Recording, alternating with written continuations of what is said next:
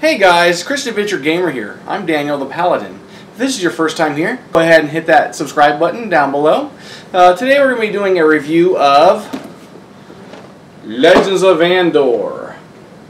This is the first box. When I say first box, there's the Journey of the North, which is part 2, so this is the first part. This has encounters 1 through 6 in it, I do believe. This is for ages 14 and up. It's a 2 to 4 player game and plays in about 60 to 90 minutes. Now I'll show you the back of this game. This game is very rich in story. It's got a lot of good artwork on it. One of my favorite games. And so let's take it out of the table and see what's inside.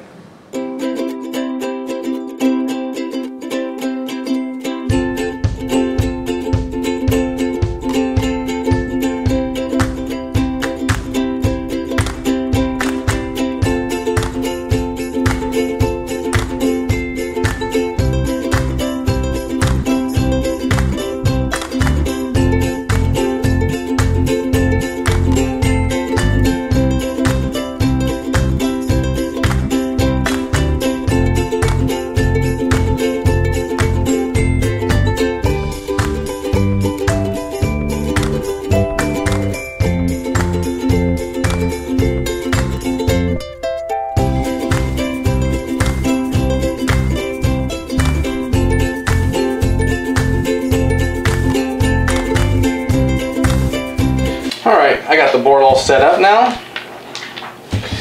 First thing I want to show you guys is the hero sheets. They are really thick cardboard and they are double-sided, so you always have a female and a male side to every hero. The game does come with 4 different heroes. You have the Ranger / Archer, then you have the Dwarf Fighter, then you have the Warrior, then you have the Mage. Then you have your strength points and your willpower points. The willpower points are what keep track of your health. So for this adventure, we're doing Legend 2. That's what they call the stories, or legends. And so for Legend 2, it says that we start with 2 strength instead of 1, because the game does come with a basic instruction setup guide for every game. But then the adventure, how it plays out, changes some of the starting points. And so like we started with Legend 2 on A, so A1, 2, 3, and 4 are the ones that you have to read to set up the board exactly for any additional rules or setup pieces. In this legend, the story is that the king is sick and he needs a special herb that only the witch has, and we have to search through these fog tokens. That's what these are called, they're fog tokens here, to find the witch to get the herb. But then along the way we have to make sure that these gore creatures do not overrun the castle. And there's also a scrawl. So this creature here is what's called a scrawl. And so he goes back in 19.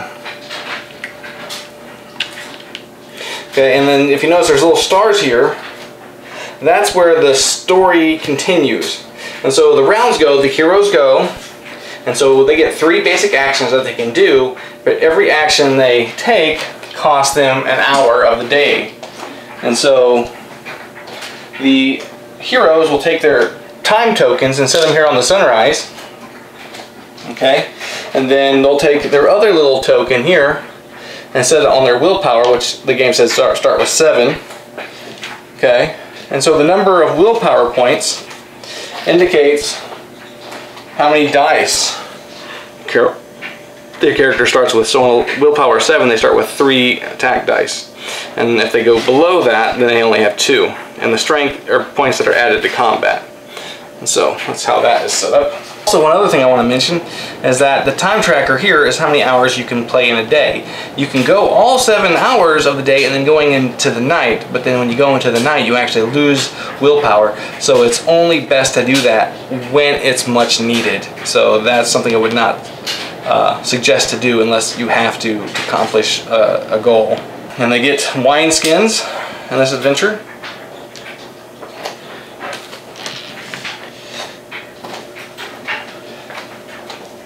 Then also part of this adventure, there's rune stones. There's a special runestone story piece that it says that the heroes can decide and agree on where it's going to be. So I just put it on E, so once the story would get there, we'd flip that over and read it. And so let's say we start the game, my heroes are right here. And so let's say he's going to go over here and attack this creature. He can choose to attack it solo, so he'll get 3 combat dice, because that's what it says. Then he'll roll 3 dice, take his highest value, so it's a 5, and then the Gore will get to roll 2 dice. The way this is determined is that right down here, there's a Gore, so you move this for his strength, so he's got 2 strength, and this willpower you move to the symbol here says 4, so he's got 4 willpower. So he would roll this, and you take the highest value, so he's got a 4. However, if he rolled 2 4s, you would add them together to make a total of 8 plus his strength. And so he had a 4 against my 5. I got 2, so it makes 7, and his 4 against 2 equals 1. But let's say I didn't do that. Instead, let's say I let the dwarf go first, and he's going to go 1, 2, 3, and go there. So he's going to go 1, 2, 3, and then he's going to stop. Then my guy's going to go in here and move 1, and then he's going to do a combat. So then he goes another hour, which he's going to ask his companion, the dwarf, if he wants to aid him in this combat. He says, yeah, sure, why not? Then he gets bumped up an hour too. And so then I'm taking his 2 combat dice, because it's 7 willpower. From 7 to 13, he gets 2 dice, and from 14 to 20, he gets 3 dice. So I'm going to take his 2 dice. I'll take the warrior's dice, roll them together. So I'm going to take the highest value of each, so I have a 6 and a 5. The rest of them are discarded. And I roll 2 dice for the Gore, and he's got a 5. So I take the 6 and a 5, makes 11, plus the 4 strength combined. So I have 2 strength here, 2 strength there, so that's 4. So I have another 4 on top of that 11, so that's 15. And he has 5 plus 2, so 7. So that's a total of 8 points. He is gone because he only had 4 health points, so he goes to 0. And what happens when you kill a monster now is that you can either get 2 gold or 2 willpower, and since this is a combined attack, it's not solo, they can share that. And so I'm going to give each of them 1 willpower. I could just choose one to take the willpower and the other person not to take any, but instead I choose not to do that. Also, when you do the first adventure, it comes with a really great setup piece, simple instructions for the first legend, and it even gives you these little tokens here. Instead of using the fog tokens, it just tells you what the fog tokens are and what they do, and the merchant tokens. So like here, and here, and here, the heroes can go to, and they can actually shop for like strength points, they can shop for armor, weapons. And like here's a sheet of all the stuff that they can buy. And so you can see they can buy a helmet, telescope, a falcon, a shield, a wineskin, strength points, and then the witch gives a potion. And on the back side it tells you the combat sequence, the battle sequence. So that's really nice. And that's really thick cardboard. Really good quality stuff. Even these cardboard cutouts are really thick cardboard, as you can see. They're not going to bend. I wish the game did come with miniatures though. Another piece of this game is that every hero has an ability. And so Thorn has the ability here. It says each time Thorn empties a well, which the well tokens are these right here, that would give 3 willpower. The well instead would give him 5 willpower. So it's very good to use him to empty out those wells. Okay, so let's say that was the warrior's turn to go in that space, and he asked the dwarf. So now it's the dwarf's turn to figure out what he wants to do. And so he's going to move over here, and then the warrior's going to move over with him, and he's going to ask him, the dwarf, if he wants to help him fight the Gore. He says sure, so they're each going to move up 1. Okay, and so they're going to do the combat again. And that's something I really enjoy about this game, is when you can share combat, because it's very difficult if you don't. So I got a 3 and a 6. And then we got a 3 and a 2, so we'll take the 3 here.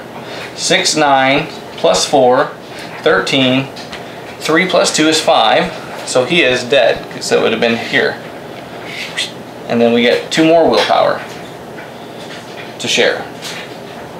Alright? And so then we can continue to go, or we can stop. Well, the dwarf is going to decide he's going to stop first, since it would be his turn to go now. The first person to stop will go on the rooster here, because they'll be the first person to take the turn next time. Okay, and so the warrior is going to decide to go to the well and empty the well. Emptying the well is a free action. So we flip this over. He gains 3 willpower, and then he decides he's done for the day. Okay, so he's going to go here. And now we do this sequence here. It tells us how the order in between rounds is going to go. So first we have to draw one of these cards. We have to read it off. It says Blind Frenzy seizes the monsters. The monster who occupies the highest number of space moves 1 space in the direction indicated by the arrow. So every region has a number, and every region also has an arrow showing which way the monster is going to move next. So this monster should actually be here. So he would move here, because that was a 48, and that would be the highest numbered space. The party can prevent this by collectively spending gold or willpower points. 2 heroes, 2 gold, 3 heroes, 4 gold, 4 heroes, 6 gold. 2 to 4 players, unless you have the 5 and 6 player expansion. And so we're doing a 2-player game. And so I don't really want to waste our gold. We have 5. We can save it for something else. And so then the gores are going to move. So this guy's going to go ahead and move again. This guy is going to move here. And then the scroll is going to move. Oh, here's a gore over here. And the scroll is going to move here. And then that's all the monsters. And then the wells are going to refresh. Okay. And then we're going to move the time token, or the legend marker. So it's going to go to B. Okay, and then we go back and take our turns. And so I could go back through the castle back here to stop this gore, because if the gore goes into this castle, it's considered overrunning it. So what's going to happen, it's going to go occupy this space here. Or you're going to take these little shield tokens like this and fill them up. Also, there are farmers in this game. You can pick up a farmer and carry it to the location. What that does is that adds another shield for the monsters to occupy in order for it to overrun the castle. So I'll just leave the monster there. Okay, and let's say one of my heroes was over here, and he was going to go into the space with a fog in it. He would go there, he has to stop his turn, flip over that, resolve it, so there's the witch. So then we would read that, but I'm not going to, because I don't want to ruin the story for you guys. And then they'd have to wait till his next go about. So like the dwarf would go, then it would go back to the knight, and then he could go to the next space, but as long as there's fog tokens, he can only move 1 space at a time. And then this board is double-sided too, and there's a huge cavern map on the back, which the entrance would be here for that. But I think that's all the basics of the games. You can, move, you can attack, you can wait, you can do free actions like drop stuff, empty the well, pick up things, share gold, or inventory. As you're moving, you can drop things. However, you cannot do a free action in the middle of somebody else's turn. So like if someone's in the middle of taking an action, they have to resolve that action before a person can resolve a free action. And the game progresses every round. And when I say progresses, I mean the story does. So on the next turn, it'd go to C, then you would read the C cards, and then when it gets to the G, because the stars indicate where the next story picks up, or the next piece of the story picks up, that is. And then for like G, and then all the way in N.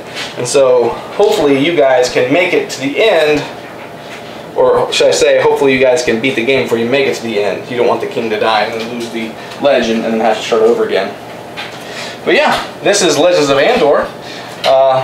If you're interested in this game, I'm going to provide a link below if you guys want to go ahead and pick that up. This is a great game to have. So let's take it back up top and give my final thoughts. Alright guys, now for my final thoughts. Yeah, like what I said, this is one of my favorite games. This is a game that I can pick up anytime on a rainy day and just have a fun-filled day. The thing I wish that was in the box were miniatures, not the little cardboard cutouts. However, the system, the mechanics, the hero boards, and everything just works so uniquely. Even like as you progress through the story, you're going from A to B to C to D, and it's changing the story each time. And then when you get to the end of that part of the story, I mean, wherever your characters are, then the next day, or the next story, like so story 2 comes in, and then you start really progressing more, and it becomes more of a time crunch. I mean, you can only do so many actions in a day, but then you have those little encounters that force you to fight more monsters, or you don't know how things are going to happen. The battle system is unique, whereas like you can either fight something on your own, or you can have your companions aid you in the combat. So that's a very cool system. This is definitely a game I think you'd want to have on your shelf before it's out of print, if it ever goes out of print. If you like RPG games, if you like story-driven games, this is a game that you should have.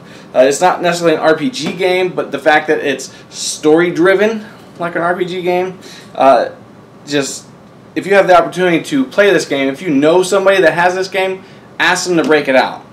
And I'm sure you're going to enjoy it. Thanks again, guys. See you next time.